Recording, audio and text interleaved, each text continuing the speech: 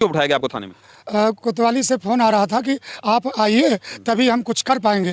तो हमने कहा सर आप अगर अपराधी को भी पकड़ लियो, माल भी बरामद कर लिया है तो उस चोर को मतलब यहाँ से बाहर भेजा जाए ताकि हम लोग निर्भय होकर सो सकें। तो दरोगा साहब ने कहा कि आपको आना पड़ेगा, केवल ऑनलाइन करने से कुछ नहीं होता, कोतवाली में आकर पुनः दस्तखत करना पड़ता है, कुछ लिख कर देना पड़ता है तो अग्रिम कार्रवाई प्रारंभ होती है। तो हमने कहा हमें डर लग रहा है, कोतवाली कभी गया नहीं और मुझे भय लगता है। तो 1-2 दिन टलता रहा कि डरिए नहीं, आ जाइए, सब कुछ ठीक है, आप तो संत हो, निर्भय रहो, हम लोग आपके सेवक हैं, ये सब कहकर मुझे तसल्ली दी जाती रही। फिर एक दिन फिर फ़ोन आया कि आप आ जाइए, नहीं तो मामला लेट हो रहा है, अगर कार्यवाही चाहते हो तो कोतवाली आना पड़ेगा। मैं पहुंच गया कोतवाली। तो दरोगा राम सिंह ने ये हमें लग रहा था कि ये विपक्ष के लोगों को बुला रहे हैं, तो फ़ोन बार बार मिला रहे थे और मुझे बिठाया। उसके बाद कुछ देर बाद कोतवाल साहब आ गए और उन्होंने कहा यही महाराज जी हैं। तो राम सिंह ने कहा यही महाराज जी हैं। अरे वाह, क्या दिव्य रूप है महाराज जी, बैठिए बैठिए, महाराज जी को चाय पिलाइए, आज थाना धन्य हो गया जो महाराज जी आए हैं कोतवाली में। और बड़ी देर तक पूछते रहे। उन्होंने कहा चाहते क्या हो? हमने कहा सर भगवान की कथा सुनाता हूँ मंच पर बैठकर, लोगों से कहता हूँ सच्चा जीवन जियो, अच्छा जीवन जियो, बुरे कर्म ना करो, और आज मेरे साथ ही ये हो रहा है।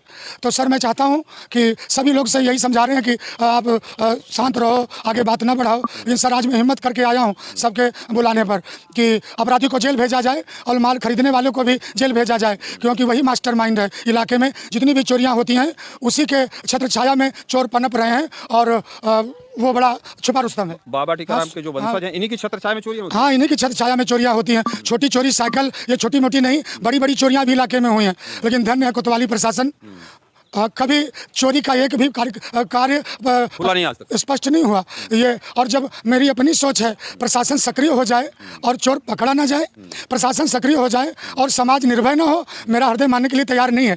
फिर कोतवाल साहब ने कहा लिखो, मैंने जो ऑनलाइन की थी उसी को उनकी मेज पर साहब कोतवाल साहब का दिया हुआ कागज़ और अपनी पेन से मैंने पुनः वही घटनाक्रम लिखा। कोतवाल साहब ने उस घटनाक्रम लिखे हुए कागज़ को 3-4 बार पढ़ा और बार बार मुस्कुराकर देखते रहे और कहा वो तो गरीब आदमी है, मानसिक विक्षिप्त है और तुम उसको सता रहे हो। ऐसा कहकर मुझे समझ में नहीं आता उसने कैसे धमकी दे दी। और ऐसा कहकर और फिर कुछ देर पढ़ते रहे, फिर उस कागज़ को अपने जेब में रख लिया और कहा दरोगा जी, राम सिंह ने कहा जी सर। बोले महाराज जी को ऑफिस में लेकर बिठाओ, पुनः चाय पानी कराओ, ये हमारे अपने हैं। फिर दरोगा राम सिंह के साथ मैं ऑफिस के अंदर चला गया। वहाँ केवल मैं था और दरोगा राम सिंह थे। कोतवाल साहब की उस डेस्क के सामने वाली कुर्सी पर मुझे बिठा दिया गया और पास वाली कुर्सी पर दरोगा राम सिंह बैठ गए और प्रारंभ हुआ सत्संग समझाना। तो दरोगा राम सिंह जिन्होंने मुझे बहुत सुंदर सुंदर बातें समझाई कि महाराज आप सत्संगी हो, सज्जन हो, रात बिरात चलते हो, कथा भागवत करते हो, कहाँ इन पचड़ों में पड़ गए, तुम्हें कुछ सुंदर सोचना चाहिए, ये सब। और ये कहा कि कुछ अंग्रेजी में कहा कि कभी भी पुलिस को चिढ़ाना नहीं चाहिए। हाँ, याद आया कि पुलिस का ईगो कभी हर्ट मत करना, क्योंकि पूरा प्रशासन जब किसी पर चिढ़ जाता है तो हजारों कायदे कानून वो स्वयं बना लेता है। ऐसा वो कह ही रहे थे कि तब तक कोतवाल साहब शीशा हटा कर के अंदर आए, अपनी सुंदर सी मेज की डेस्क कुर्सी पर बैठे और मुझसे मुखातिब होकर कहा, और महाराज जी आज तो मेरा ऑफिस धन्य हो गया, आप कोतवाली में आए, आज हमारे ऑफिस में आए, ऑफिस धन्य हो गया, आपके चरण यहाँ पड़ गए, और कभी अवसर मिला आप चाहोगे तो मैं भी आपके मंदिर पर आऊँगा और मैं आपके मंदिर का जो भी टूटा फूटा है ठीक करवाऊँगा। कलश और घंटियों की क्या बात है, मैं आपकी सेवा में बहुत कुछ करना चाहता हूँ। और ये भी कहा कि बहुत कुछ समझाते रहे, चौपाइयाँ सुनाई। कोतवाल साहब जो आदरणीय त्रिपाठी जी हैं, मुझे लगता है बहुत सत्संगी हैं, लेकिन ठंडी ठंडी बातों में, ठंडी ठंडी सत्संग में उन्होंने बहुत कुछ कह डाला और कहा तुम्हारा करियर है। संगी है लेकिन न्याय नहीं दिया। न्याय नहीं दिया, पूरा समय बिठाए रखा और कहा कि तुम्हारा भविष्य और सब कुछ उज्जवल है और रात बिरात आते जाते हो, वही बात। मतलब डराया, एक तरह से डराया कि आप रात बिराते आपके साथ कुछ हो सकता है। कुछ भी स्पष्ट नहीं कहा, लेकिन इन्हीं शब्दों में भय उत्पन्न हुआ मेरे हृदय में कि आप कथा भागवत कहते हो, रात बिरात आने जाने का काम है और कई प्रकार से सामाजिक विरोध लेना उचित नहीं होता, और जिनसे तुम भिड़ रहे हो तो गरीब सुदामा है, गरीब सुदामा को तुम ब्लेम कर रहे हो। उसने छोटी सी घंटी क्या खरीद ली जाने अनजाने में और आप उसको इतना बड़ा कुछ कह रहे हो। अच्छा, उनको कह रहे हैं जिन्होंने, हाँ, सुमन महाराज को कह रहे हैं, उनको वो गरीब सुदामा, कोतवाल साहब की नज़र में माल चोरी का माल खरीदने वाला गरीब सुदामा है, और जो चोर है जिसने 50 चोरियाँ कर रखी हैं वो मानसिक विक्षिप्त है। और हमसे कहा संत हृदय नवनीत समाना, संतों का हृदय उदार होना चाहिए। और पहली बार तो परमात्मा भी क्षमा कर देता है, छोटी छोटी बात को तूल दे रहे हो। और कई प्रकार से समझाया और मैं चुप रहा। मेरा एक रिश्तेदार वो ऑफिस में आया और कहा महाराज सर जी आप इसको इतनी देर तो क्यों बैठाए हो, हम लोगों को जाना भी है। तो इस तरह फिर वहाँ से बच के निकल आया। कोतवाल साहब का रवैया बहुत ही अजीब सा था। हाँ, कोतवाल साहब हमें लगता है कि अपराधियों का संरक्षण करते हैं, उनके पोषक हैं। और इलाके में जितने हमारे हृदय में ये बात आई कि जो कोतवाल साहब इतना मीठा बोलते हैं, लेकिन ये चोरों पर अपराधियों पर भी मीठे स्वभाव के बने रहते हैं। इसीलिए ये कोतवाली सदैव अपराधियों और अपराधों से भरी रहती है। और मेरा हृदय कहता है अगर कोतवाली में ये कोतवाल साहब अगर इतने अजीब से नहीं होते तो इतने समय से यहाँ टिके नहीं होते। मैंने जो सुना है कोई पॉलिटिकल प्रेशर भी है क्या? हाँ, पॉलिटिकल प्रेशर है जो मुझे इधर उधर से पता चला है। कोतवाल जो वर्तमान समय में हैदरगढ़ कोतवाली में व्यवस्था देख रहे हैं, समाज को व्यवस्थित कर रहे हैं, वो सतीश चंद्र शर्मा जी जो वर्तमान में राज्य मंत्री हैं भाजपा के, उनके अपरोक्ष प्रभाव में है। क्योंकि सतीश चंद्र शर्मा भी पंडित जी हैं और जिसने माल चोरी का खरीदा है वो भी पंडित जी हैं, और संयोग से आदरणीय त्रिपाठी कोतवाल साहब भी पंडित जी हैं। यह हैदरगढ़ कोतवाली ही पंडितों के प्रभाव में है, इसलिए यहाँ किसी की नहीं चलती। और इसीलिए आदरणीय कोतवाल त्रिपाठी जी बहुत समय से यहाँ टिक करके मौज कर रहे हैं, क्योंकि समस्त अपराधियों का संरक्षण यही दे रहे हैं। और प्रशासन से भी मिलीजुली भगत है, तो अपराधी क्यों नहीं धमकी देंगे। जिसने माल खरीदा वो 50 बार मेरे घर आ चुका है, बड़े बड़े लोगों को आकर कहता है कि सुलह कर लो, इसमें तुम्हारा बड़ा अच्छा भाव रहेगा। और मैं तो यही कहते हैं कि मैं तो व्यवस्थित हो जाऊंगा। लेकिन आप भी नहीं रहेंगे। हाँ, और ये सब कह करके सुंदर सुंदर बातों में, ठंडे ठंडे शब्दों में, वो धमकी है भी नहीं लेकिन भविष्य के लिए डराने जैसा है कि कथा भागवत करते हो। मैं तो स्वयं तुमसे कथा करवाने की सोच रहा हूँ, लेकिन कब, जब तुम थोड़ा समझदार बनोगे तो मैं तुम्हारे मंदिर पर कुछ नया निर्माण भी करा सकता हूँ, जो कहो मैं तुम्हें दूंगा। तो यही कोतवाल भी कहते हैं और यही माल खरीदने वाला भी कहता है तुम सुलह कर लो और मैं सब कुछ तुम्हारे लिए करने के लिए तैयार हूँ। तो मुझे लगता है अगर मैं चुप रह गया तो बाद में यही लोग मुझे बाद में मजाक भी उड़ाएंगे और कई प्रकार से खतरा उत्पन्न करेंगे कि तुम कुछ कर नहीं पाए, मैंने सब काम बना लिया और आज तुम जो वैसे के वैसे ही रह गए। मुझे लोभ लालच साम दाम दंड भेद कई प्रकार से समझाते हैं। और वो जिन्होंने घंटियाँ खरीदी हैं उन्होंने कहा मैं तो 4 दिन बाद पुनः लौटाऊँगा, लेकिन ये ज़िंदगी भर के लिए गांठ जैसी स्थिति हो जाएगी।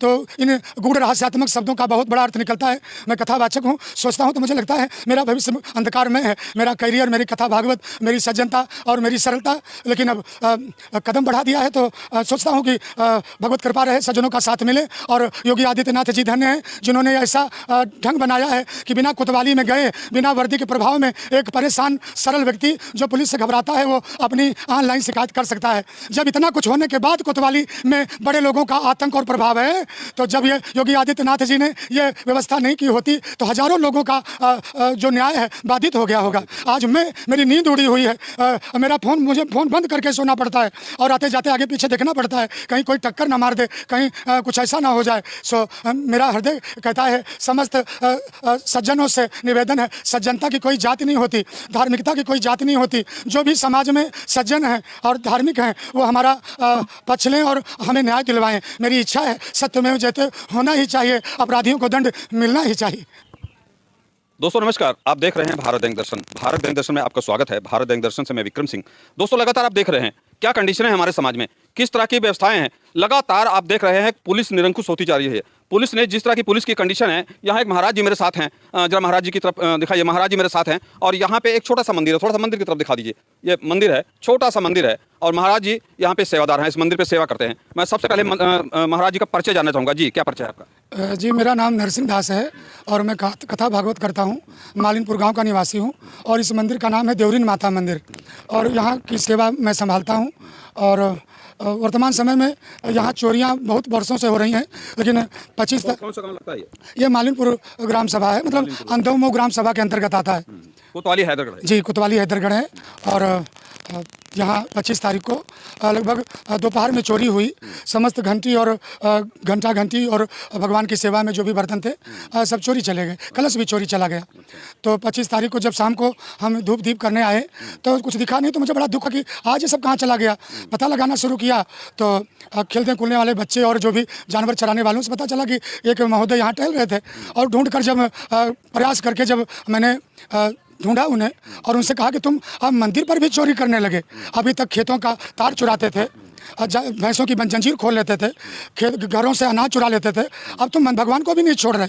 तुम हमको बताओ घंटी घंटा कहाँ रखा है, नहीं तो मैं तुम्हें मारूंगा। अच्छा, जब उन्होंने यहाँ चोरी की तो आप थाने या कोतवाली कोई एफआईआर या थाने में सूचना दी कोई आपको? हाँ, बाद में 27 तारीख को दी ना, लेकिन पहले चोर से जब मिला, हमने कहा सब लोग यही बता रहे तुम ही थे दोपहर में चोरी करने वाले। स्पष्ट मैं समझ रहा हूँ, तुम चोरी किए हो तो कहाँ रखे हो, अगर तुम जो कुछ भी ले गए हो उससे दे देते हो तो मैं तुम्हें कुछ नहीं कहूँगा।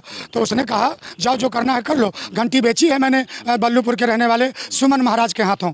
अगर तुम्हें बहुत ज़रूरत है। नहीं, सुमन महाराज तो नहीं, जो बाबा टीकाराम की सेवा में रहते हैं? जी, टीकाराम बाबा। उनके यहाँ तो वैसे भी मैं देख रहा हूँ काउंटरों में घंटियां बंदी हैं, उनको घंटी खरीदने की क्या जरूरत पड़ गई?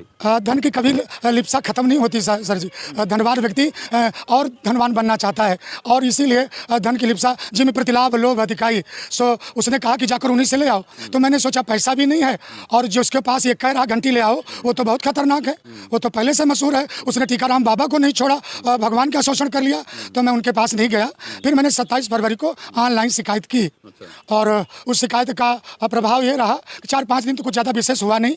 बस नंबर बदल बदल के कोतवाली हैदरगढ़ से फ़ोन आते रहे, और वही यही बताते जल्दी कि मैं दुर्गा बोल रहा हूँ, मैं पुलिस बोल रहा हूँ, तुम नर्सिंग हो, यही सब समझाते रहे। मैंने कहा सर आप चोर को पकड़िए, चोर घूम रहा है, और जिसने चोरी की है उसका नाम भी मैंने लिख दिया है, और चोरी का माल खरीदने वाले का भी नाम लिख दिया है। अब आप क्यों विलम्ब कर रहे हो? तो पुलिस प्रशासन से जो फ़ोन आया था उसने कहा हम समय रहते सब देख लेंगे। 1-2 दिन और बीता, और फिर पता चला कि चोरी का माल भी पकड़ में आ गया है, चोर भी पकड़ा गया, चोरी का सब माल भी पकड़ा गया, और चोरी का माल खरीदने वाला वो महाराज भी पकड़ा गया। अच्छा, जो चोरी का माल खरीदे हैं इनका बाबा टीकाराम से पारिवारिक संबंध है? क्या संबंध है इनका? हाँ, पारिवारिक संबंध है। जब रक्षक ही भक्षक बन जाए, और टीकाराम बाबा की महिमा थी। अच्छा, कैसे कैसे आप ये प्रूफ कर रहे हैं कि इन्होंने पुलिस वालों ने क्लियर किया कि बाबा खुद कबूले हैं कि जो हमने सामान खरीदा है? सब कुछ स्पष्ट हो गया। चोर ने कहा मैंने उनको बेचा है। अब तो कोतवाली में माल कोतवाली में जमा है। कोतवाली से फ़ोन आया अपनी घंटी ले जाओ, और उसके बाद ये भी कहा गया कि मैं पर्सनल बात करना चाहता हूँ, ताकि तुम्हारे हित की बातें मैं सोच रहा हूँ। लेकिन मैंने पुलिस से बताया। चोर को पुलिस ने पकड़ा कि नहीं पकड़ा? पकड़ा भी, ले भी गई, लेकिन रात में छोड़ दिया। हाँ, और जबकि माल भी बरामद हो गया। माल भी बरामद हुआ, और खरीदने वाला भी पुलिस ने पकड़ लिया। अच्छा, मैंने एक चीज़ और सुना, अभी चौराहे पे जब आ रहे थे तो सुना है उस व्यक्ति ने कई साइकिल चोरी की, वहाँ साइकिलें भी बेची हैं कुछ। वो आदतन चोरी है। और वहाँ जब आज की बात। अच्छा, इससे पहले उसके ऊपर कोई मुकदमा, चूंकि आप लोग लोकल के हैं तो ये तो जानकारी होगी कि इससे पहले भी उसके ऊपर कोई मुकदमे हैं कि नहीं? मुकदमा हुआ होता सर, और प्रशासन अगर सक्रिय हुआ होता तो अब तक 50 चोरी ना हो गई होती। छोटी बड़ी चोरी मिला के इस इलाके को चोरों ने अव्यवस्थित कर रखा है, असुरक्षित कर रखा है। लेकिन वो चोर। दोस्तों, फिलहाल आप लोग देख रहे हैं लगातार किस तरह की कंडीशनें हैं। महंतों को और साधु संतों को नहीं बख्शा जा रहा है। इनके पास क्या घंटियों की कीमत क्या होगी आप लोग समझ रहे होंगे। लेकिन जिस तरह से पुलिस प्रशासन, चोरी तो 1 रुपए की होती है, धारा और कानून एक्ट जो है वो 1 रुपए के चोरी पे भी मुकदमा, जो लाखों करोड़ों रुपए की चोरी पे जो मुकदमा लगता है वही 1 रुपए की चोरी पे भी मुकदमा वही लगता है, धारा वही बनती है। लेकिन जिस प्रकार से लगातार मैं इस क्षेत्र में जिस तरह चोर ने दहशत फैला रखी है, लोगों ने बताया, पब्लिक ने बताया, पब्लिक के और लोग भी हैं, पब्लिक के लोगों से बात कर लेते हैं। क्या नाम है आपका? महेंद्र कुमार मिश्रा। महेंद्र कुमार मिश्रा। हमारा घर सराय राउत है, सराय राउत के रहने वाले हैं, लेकिन यही गौरा मोड़ पे हम लोग रहते हैं काफी दिन से। हाँ, तो यहाँ हम सबको जानते भी हैं। इसने हमारे यहाँ भी अच्छा, कई जो चोर है उससे पहले उसके ऊपर कोई मुकदमा मुकदमा कोई नहीं हुआ पहले। लेकिन पुलिस ने पकड़ा और छोड़ दिया। हाँ, पुलिस ने अब की बार जब तहरीर। कौन थे, किन लोगों ने पकड़ा था? कौन दरोगा थे या सिपाही थे? नाम पता नहीं, हमको तो नाम नहीं पता है। बस श्री राम सर ने ही हमको बताया। वो यहाँ आए थे, एक दुकान पर बैठे थे, तो वही ऐसे बात हुई। तो श्री राम कौन है? दरोगा? श्री राम सिंह दरोगा है। हाँ, वो आया करते हैं, यहाँ जाया करते हैं, हल्का उन्हीं का है। तो उनने हमको बताया कि चोर तो पकड़ा गया था, लेकिन 9 बजे हमने छोड़ दिया। तो उसी दिन रात में फिर एक चोरी हो गई। तो हम उसकी भी शिकायत थी, तो उसी संबंध में वो बात कर रहे थे। तो वहाँ हम भी इत्तेफाक से बैठे थे। तो उन्होंने ये बात बताई कि चोर पकड़ा गया था, लेकिन 9 बजे यहाँ छोड़े हैं तो कर भी सकता है, तुम्हारे यहाँ भी कर सकता है। उन्होंने ये बात कही उस दुकानदार से जिसके यहाँ चोरी हुई है अभी 7 तारीख को। दोस्तों, फिलहाल आप लोग देख रहे हैं, समस्याएं भी देख रहे हैं, किस तरह की समस्याएं हैं। अगर चोर ने चोरी की और ऐसी जगह सामान बेचा गया, बहुत ही शर्म की बात है। जिनको इस क्षेत्र का करीब 40 से 50 किलोमीटर के एरिया में बाबा टीकाराम का नाम है, बाबा टीकाराम के परिवार से वो लोग जोड़े जाते हैं, धन की उनके पास कमी नहीं है। अगर उन्होंने घंटी खरीदी, जो लोग कह रहे हैं, मैं इन लोगों की बात के ऊपर कह रहा हूं, तो बहुत बुरी बात है, ऐसा नहीं होना चाहिए। जबकि यहां तक पुष्टि हो रही है कि वो चोरी का धन थाने में जमा है, उन लोगों ने उसकी बरामदी भी की है, और उसके बाद अगर चोर को इन लोगों ने जेल नहीं भेजा, उस पर FIR नहीं की, तो बहुत ही योगी जो है संतों को, हिंदू धर्म को और तमाम सी व्यवस्थाएं, सनातन धर्म के लिए जहां बात होती है, वहां जिस तरह से बाबा को प्रताड़ित किया जा रहा है। आप लोगों की राय क्या है? अपनी राय कमेंट बॉक्स में जरूर दीजिएगा। आप देख रहे हैं भारत दैनिक दर्शन, मैं विक्रम सिंह, नमस्कार।